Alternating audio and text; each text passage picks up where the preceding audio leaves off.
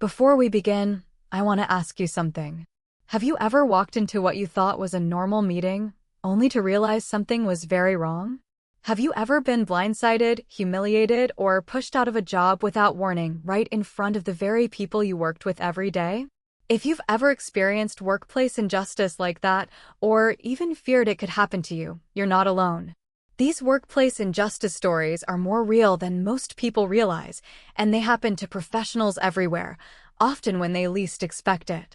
Subscribe and turn on the notification bell so you never miss powerful workplace injustice stories like this one, because every story shared here comes from moments that leave a lasting mark.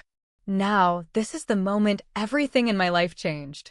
I remember the exact moment everything stopped feeling normal. It was supposed to be another routine Monday meeting, the kind we'd all attended 100 times before. I walked into the conference room carrying my notebook and a half-finished cup of coffee, nodding at familiar faces as I took my usual seat. No one looked particularly tense.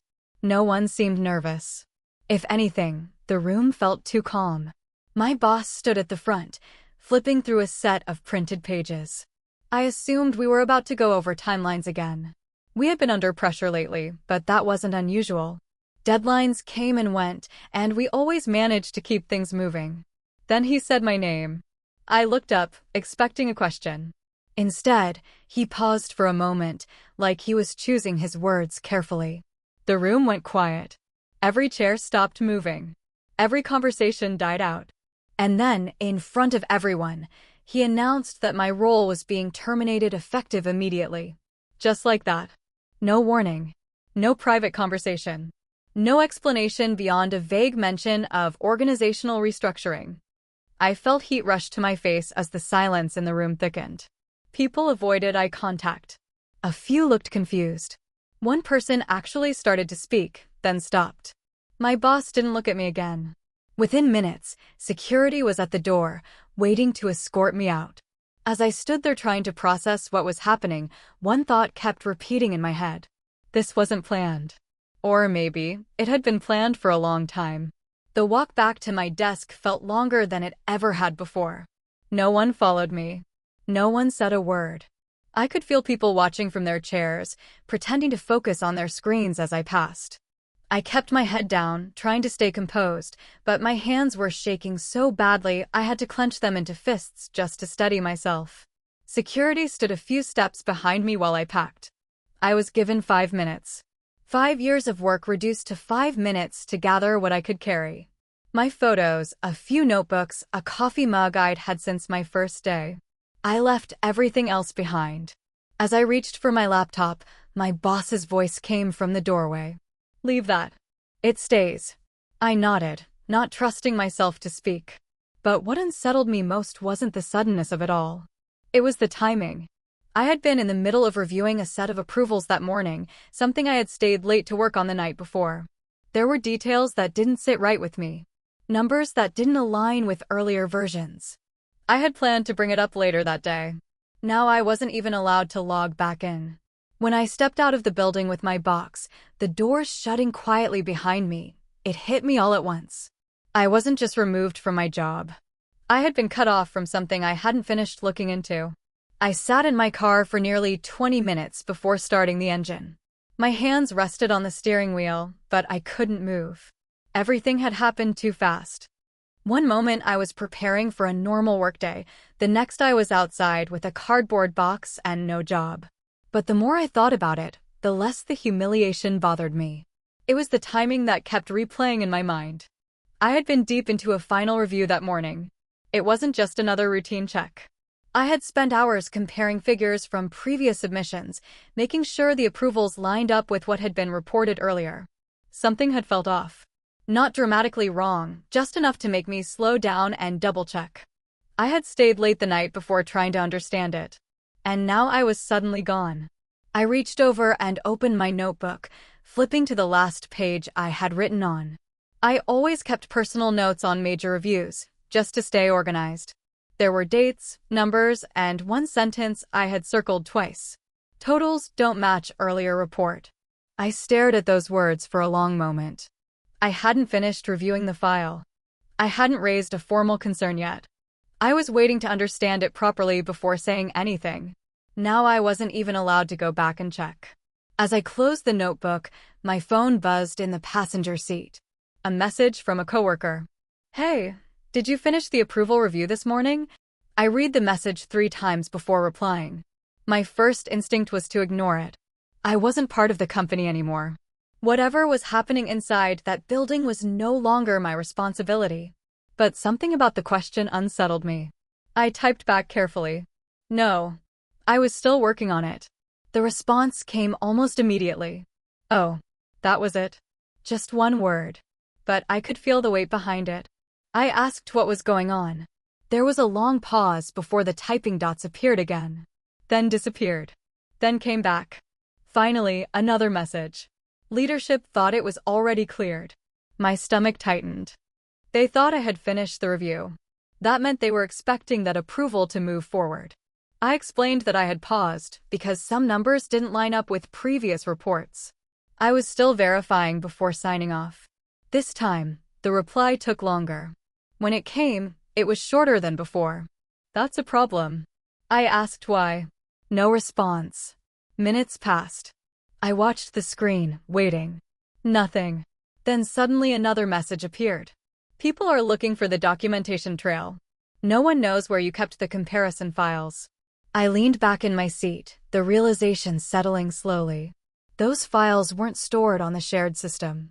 I kept them organized my own way. And no one else knew exactly how. I stared at my phone, the message still open on the screen. I knew exactly what documentation she was talking about. Over the years, I had built my own tracking system, nothing official, just a careful way of organizing approvals, version changes, and notes so I could cross-check everything quickly. It had become second nature to me, but no one had ever asked how I did it. I typed back slowly. I kept personal notes, mostly comparisons between versions. She responded almost immediately this time. Do you still have them? I hesitated. Technically, I did. I never kept company data outside the system, but I always wrote down patterns, totals, and key changes in my notebooks. Just enough to stay organized. Just enough to catch anything that didn't make sense. Yes, I finally replied. Just notes. Not files. There was a pause. Then another message came through. Can you check something for me? Quietly. My chest tightened. I asked what she meant. People are trying to retrace the last few approvals. The numbers aren't matching what they expected. I felt a slow chill run through me. I had seen that same problem the night before. I asked what approval they were talking about. Another pause. Then one line appeared on the screen. The one you were reviewing this morning. And suddenly, being escorted out so quickly didn't feel random anymore. I went back inside and set my box on the kitchen table. My notebook was still in my hand. I opened it to the last few pages, scanning the notes I had written the night before. Dates. Totals. Quick reminders to double-check certain entries. Nothing dramatic, just careful observations. But now those small notes felt heavier. I ran my finger down a column of numbers I had copied from one report and compared them to an earlier set on the previous page.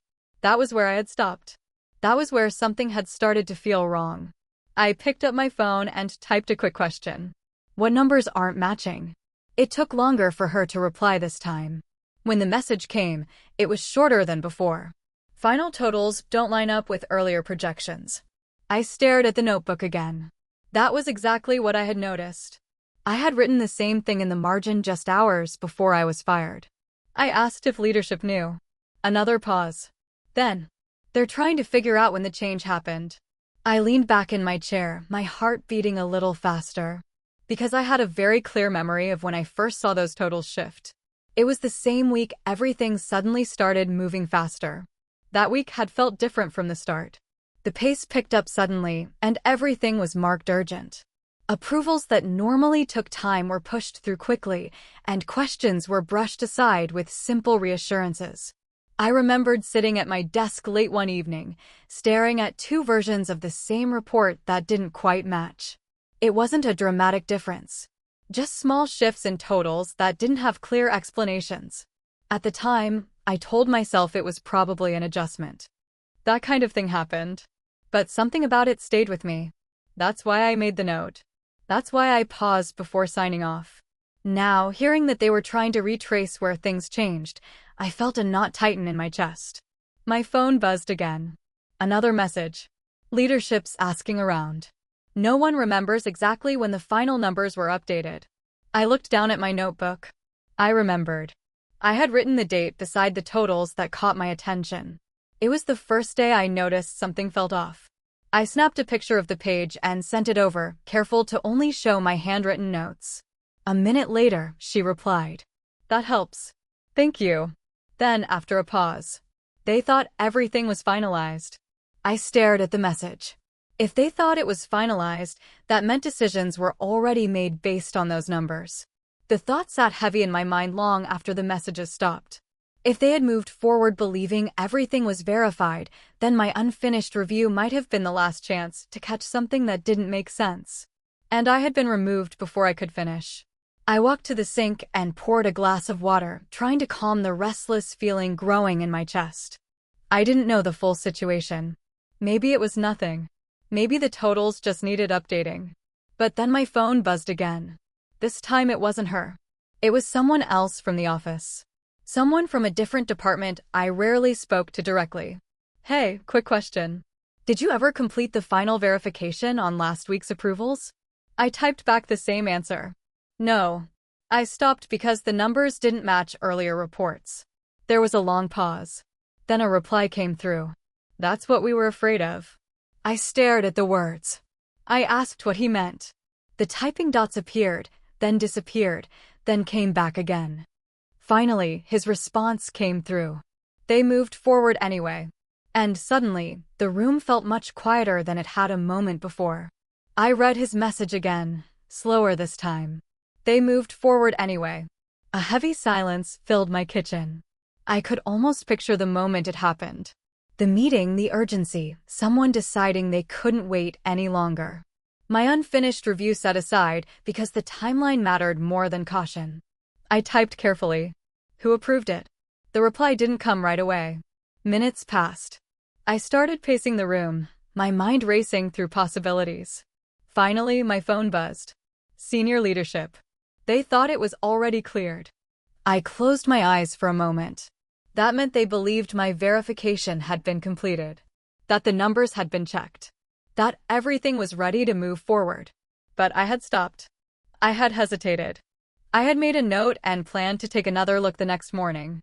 The same morning I was fired. I asked the question I wasn't sure I wanted answered. When did it get pushed through? His response came quickly this time. Later that day. After you left. I felt my grip tighten around the phone. So they had waited until I was gone. Not days later. Not weeks later. The same day. The realization hit me slowly, like a weight pressing down on my chest. I wasn't removed because my work wasn't needed. I was removed right before something moved forward. I sank into a chair, trying to make sense of the timeline. That morning, I was in the middle of reviewing the final numbers. A few hours later, I was called into a meeting and fired in front of everyone. And sometime after that, the approval I had paused was pushed through anyway. The sequence felt too precise to be a coincidence. I picked up my notebook again and flipped through the pages, retracing my steps. I had written the date. I had marked the totals that didn't match. I had planned to compare one more version before signing off. That was the last thing I did before walking into that meeting. Now I wondered if someone had been waiting for me to step aside. My phone buzzed again. Another message from the same coworker.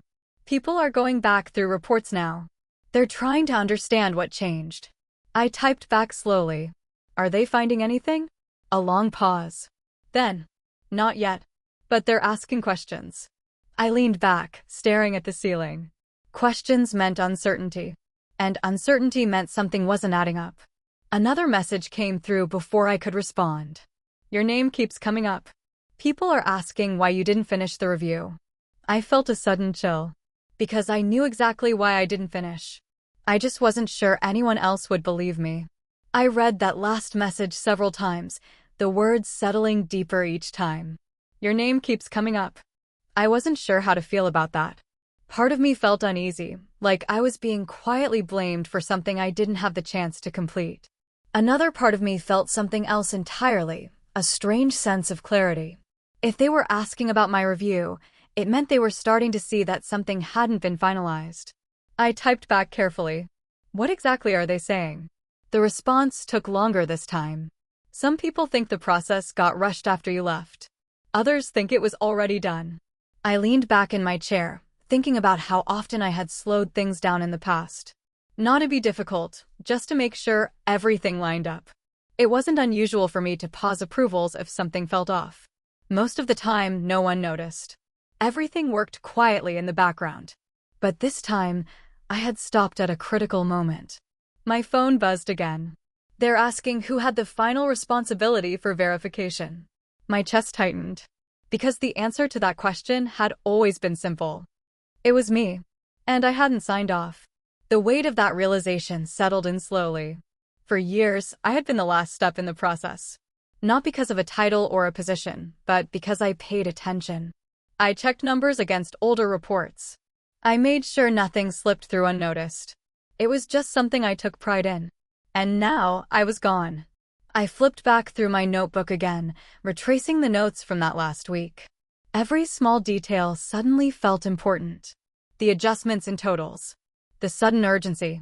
The pressure to move things forward faster than usual. My phone buzzed again. This time, it was my original coworker. Leadership's trying to piece together the timeline. I asked what they meant. They're looking at when the numbers changed, who reviewed them, and when the final approval happened. I stared down at the page in front of me. I had written the exact date I first noticed the total shift. And the day the approval was finalized was the same day I was escorted out. Another message came through. They're trying to figure out what you saw before you left. I felt a slow, uneasy realization settle in. They weren't just reviewing the reports. They were trying to retrace my steps.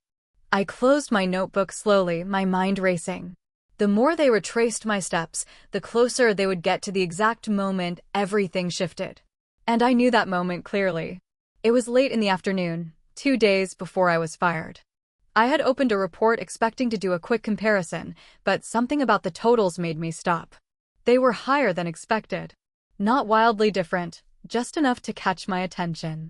I remember checking an earlier version, then another, trying to understand what changed. I never found a clear explanation. I told myself I'd come back to it with fresh eyes the next morning. But I never got that chance.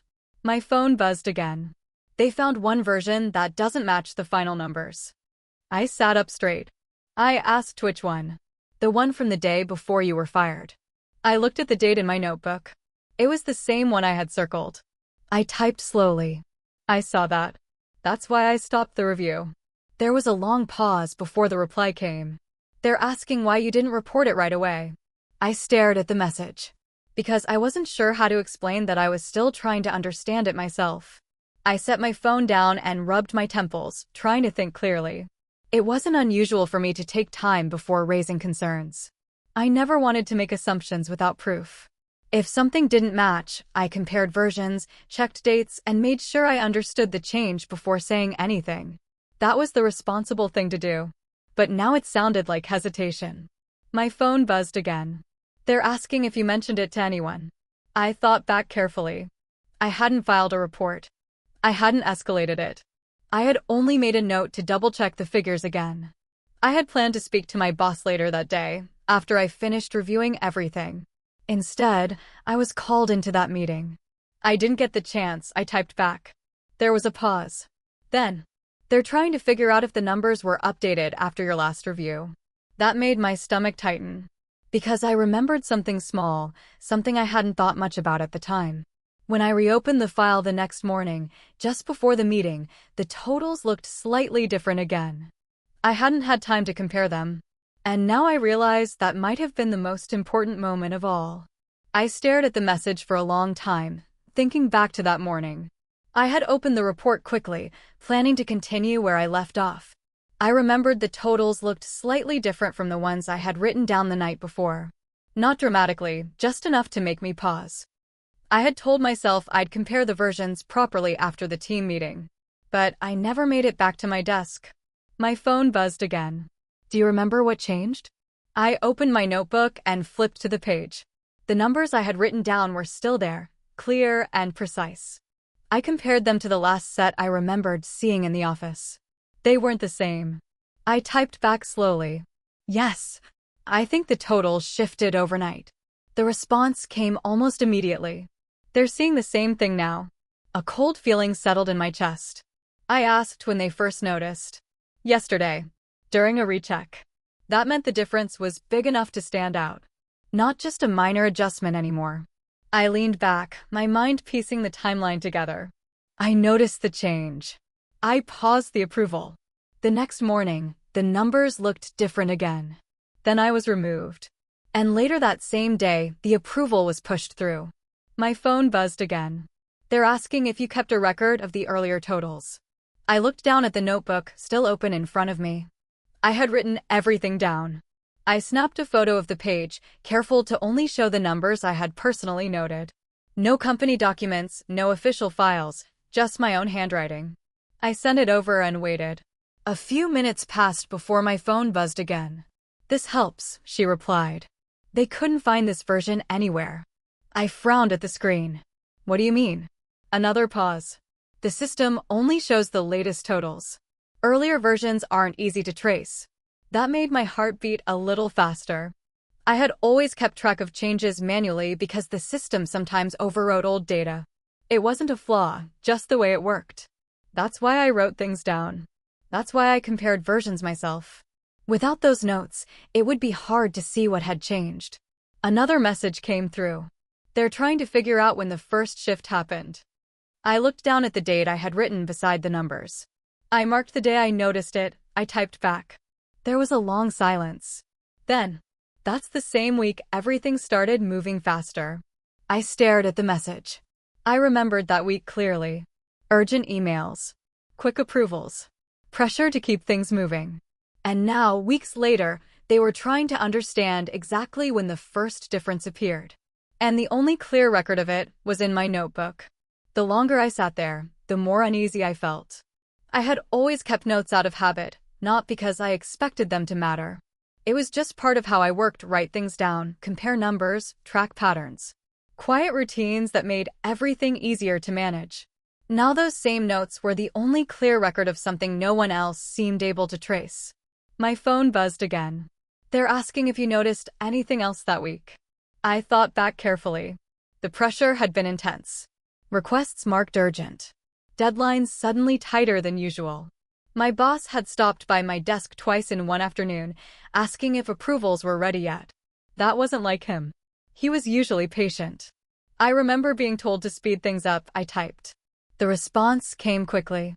Everyone was under pressure that week. I leaned back, staring at the ceiling. Pressure wasn't new. But the urgency had felt different. Like something needed to move forward fast. Another message came through. Leadership's trying to understand why the process slowed right before the approval. My chest tightened slightly. Because I knew the answer to that. I had slowed it down. I had paused the review because something didn't feel right. And the moment I stopped it from moving forward, everything changed. The messages stopped after that, and for the first time in days, there was silence. No questions. No updates. No one asking for numbers or dates. Just quiet. At first, I thought maybe things had settled. Maybe they found what they were looking for. But the silence felt heavy, not peaceful. Like something was building behind the scenes. I tried to focus on other things, but my mind kept circling back to the same thought. If I hadn't paused that approval, it would have gone through without a second look. No hesitation. No delay. Just another signature added to the process. And no one would have questioned it. My phone lay on the table in front of me, still and dark. Then, just as I started to stand up, it buzzed suddenly. I looked down. My boss's name filled the screen. For a moment, I didn't move. It rang once. Twice. I hadn't spoken to him since the day he fired me. Since the moment he stood in front of everyone and erased my position like it meant nothing. The phone kept ringing. I finally answered. And the first thing I noticed was how different his voice sounded. For a moment, neither of us spoke. I held the phone to my ear, listening to the faint sound of his breathing on the other end. When he finally said my name, it was quieter than I expected. Careful. Measured. Nothing like the firm, confident tone he used in that meeting. Laura, do you have a minute? I almost laughed at the question. A minute. After the way everything ended, that was how he chose to start. But something in his voice stopped me from responding sharply. Yes, I said. There was a brief pause, like he was deciding how much to say. Then he cleared his throat. I wanted to ask you something about the approval process you were working on before you left. My grip tightened around the phone. He didn't say fired. He said left. I stayed quiet, letting him continue. We're trying to retrace the verification steps from that week, he said. There are a few gaps we can't seem to fill. Gaps. I thought about my notebook. My notes. The numbers I had written down. The things I hadn't finished checking. What kind of gaps? I asked. Another pause. We're having trouble matching earlier totals with what was finalized. I felt my heart beat a little faster. So they had finally seen it. Then he said something that made me go completely still. Do you still have access to the personal notes you kept at home? I didn't answer right away. Very few people knew I kept notes. I never hid it, but it wasn't something I talked about either. It was just part of how I worked, a way to stay organized, to track changes, to catch details that might otherwise get lost. And yet, he knew. How do you know I kept notes? I asked carefully. There was a short silence on the line. We've been trying to reconstruct the earlier versions, he said slowly. Someone mentioned you used to compare totals manually. Someone mentioned. That meant people had been talking. Trying to figure out how I worked. Trying to piece together the system I had built over years without ever formally explaining it. I wrote things down for myself, I said. Just patterns and comparisons. Another pause. That's exactly what we need, he replied, his voice tightening slightly. We can't trace when the numbers first changed. I stared down at my notebook sitting open on the table. The date was right there. The totals I had copied. The first moment I noticed something didn't add up. Why no? I asked. He didn't answer immediately.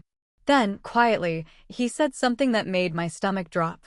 Because the current reports don't match what they're supposed to. The room felt suddenly smaller as his words settled in.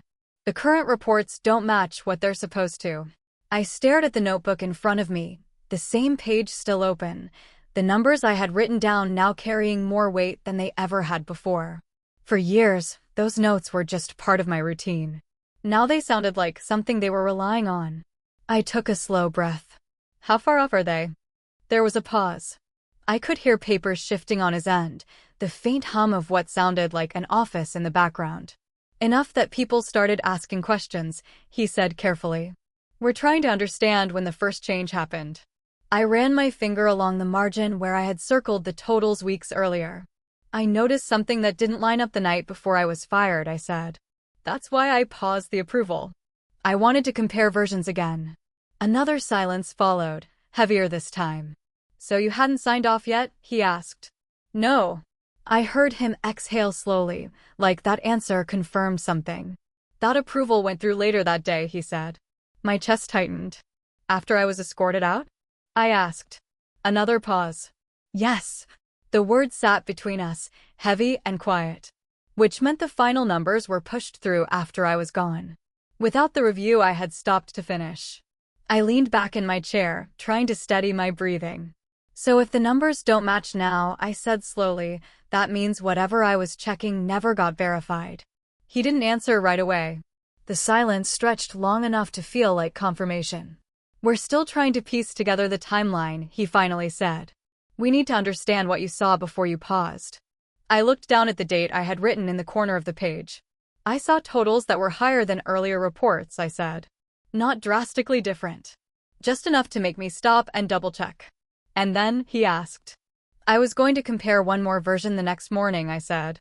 I opened the file right before the meeting. The totals looked different again. There was a sharp intake of breath on the other end. Different how? He asked. I didn't have time to fully compare, I said. I was called into the meeting before I could finish. Another silence followed. Then he spoke, quieter than before. Laura, that approval moved forward using the numbers from that morning. I felt the weight of that sink in.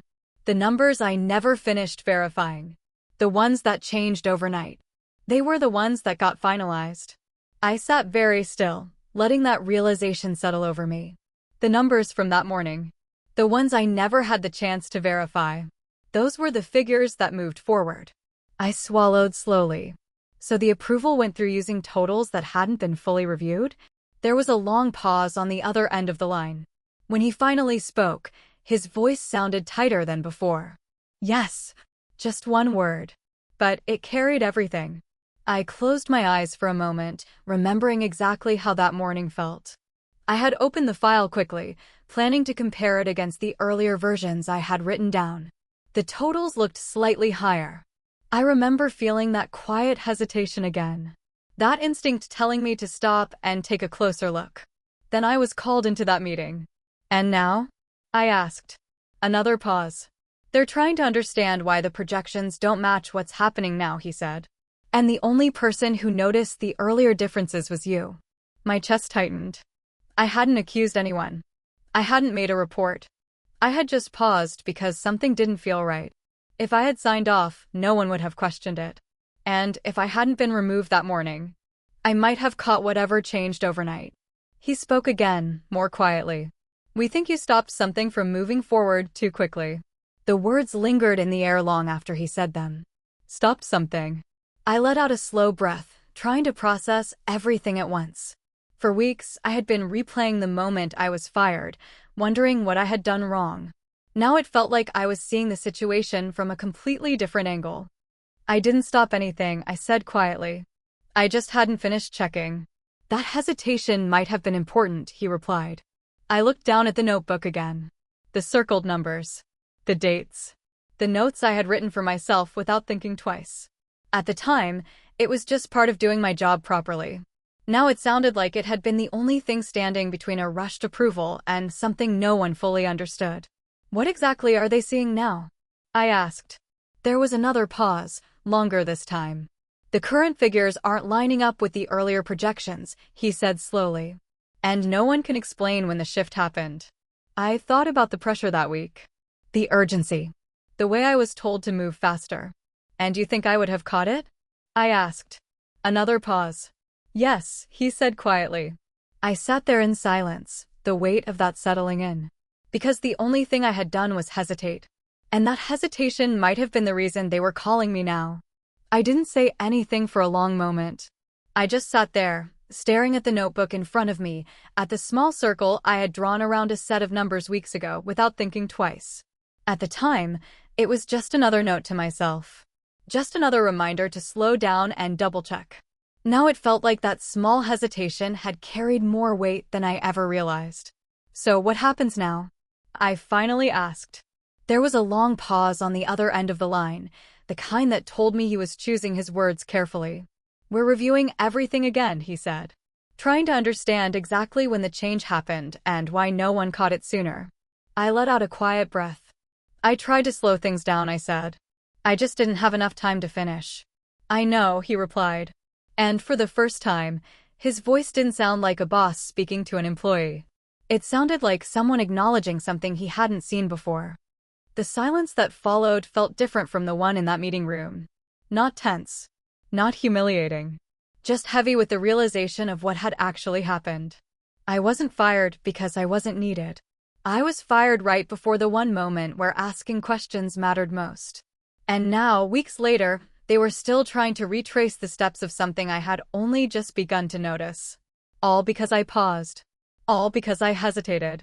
And in the end, that hesitation might have been the only thing that kept them from moving forward blindly.